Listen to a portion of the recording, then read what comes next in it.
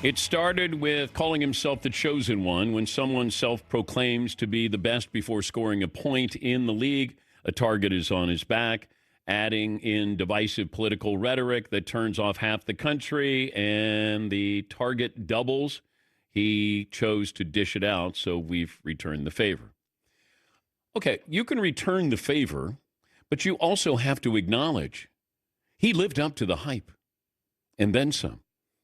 He's got 40,000 points. So you might still have rhetoric that is negative, and you tweet, but you have to acknowledge the positive here of the greatness. And yeah, you're right. Called himself the chosen one. Came pretty close. Lived up to it. Did pretty well. Single family home. Did a lot of great things. Yes, Marv. Didn't Sports Illustrated call him the chosen one? I know he embraced it. That was the cover. But I don't know. He might have had King James. I don't know what came first. SI calling him the chosen one, or he called himself the chosen one, or King James. Or he certainly embraced it. He didn't run away from it. But he lived up to the hype. And I think that's pretty remarkable. And what he's done business-wise, pretty impressive. Now, you're not factoring that in of who's the greatest player of all time. I mean, Jordan wasn't a great teammate. And Michael left the game for whatever reasons for 2 years, maybe to play baseball. So I think being fair to the totality of these careers, there's a lot of positives. A lot of positives. And yes, there's negatives. But nobody talks about, Michael punched Steve Kerr, his teammate. Steve Kerr is impossible to punch. He's that nice. But, once again, we tend to edit what we see, what we think, what we feel, and what we saw on the court.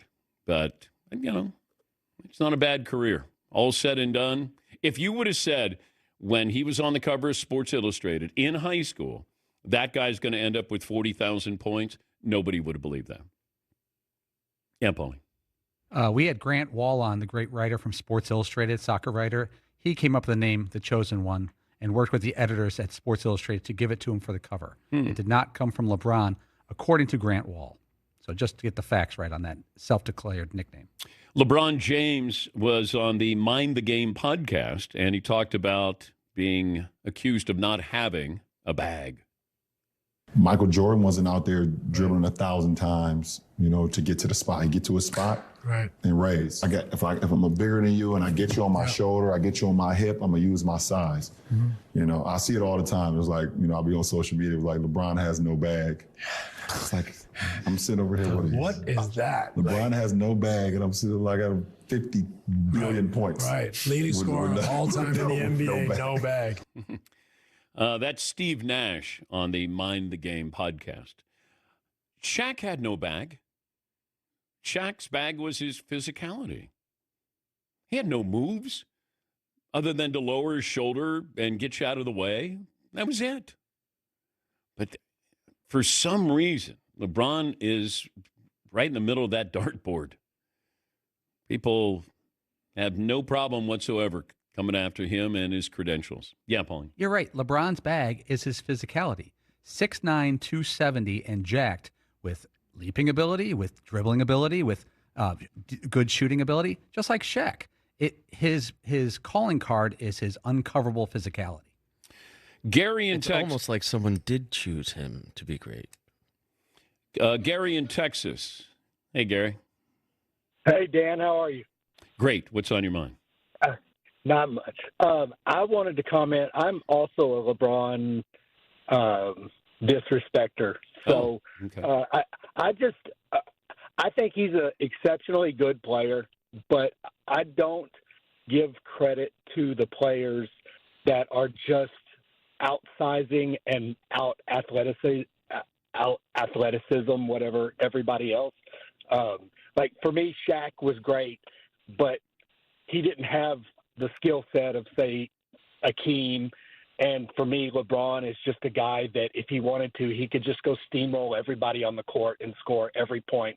That wasn't skill to me. I value skill a lot more than just some guy that's just bigger. To me, he's like a dad beating up on a middle school, high school basketball team. So a guy who's 6'9", 250, 260, who is one of the greatest passers in the history of the game, has nothing to do with size.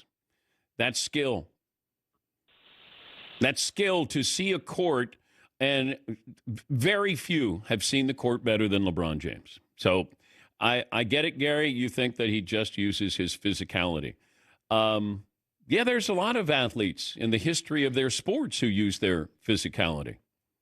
Yes, Eden. I think Gary brings up a pretty good point, though, in that like a player like Hakeem was able to overcome his deficiencies at his physical deficiencies to become a great player.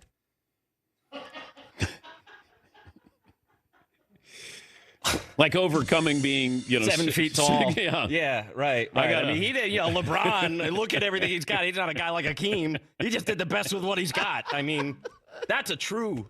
Somehow David Robinson overcame the fact that he was 7'2". He did it. I mean, look at what he did with a 7'2" body. I mean, LeBron could never do that. Kareem, how did he do it? Saddled with that sky hook, and somehow he overcame that.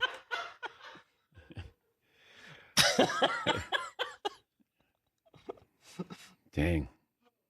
LeBron later got a tattoo on his back that read "Chosen One," the number 1. As you said, he didn't shy away from the title there. No, he didn't, but he lived up to the hype. I mean, that was the thing. With Michael, there was no hype. Not until he got into the NBA. And then all of a sudden, we kind of were along for the ride with that hype. But he was viewed as a guy who could just score. He was a highlight. And then all of a sudden realized you want to be the greatest of all time, then you got to have players around you. And he did the one thing that I think is so overlooked, underrated, is he took less money. He was making so much money off the floor, he took less money, and then they built that team around him. They kept players. Now, they were very good at interchangeable parts. But you're finding Horace Grant. You're finding Tony Kukoc. No, John Paxson. Nobody wants John Paxson. Steve Kerr, Craig Hodges, Bill Wennington, Bill Cartwright. But they were the right pieces for that team. And he found Phil Jackson. He played for the greatest, or, one of the two greatest coaches of all time. LeBron didn't have that luxury of playing for great coaches. Mike did. Shaq and Kobe did.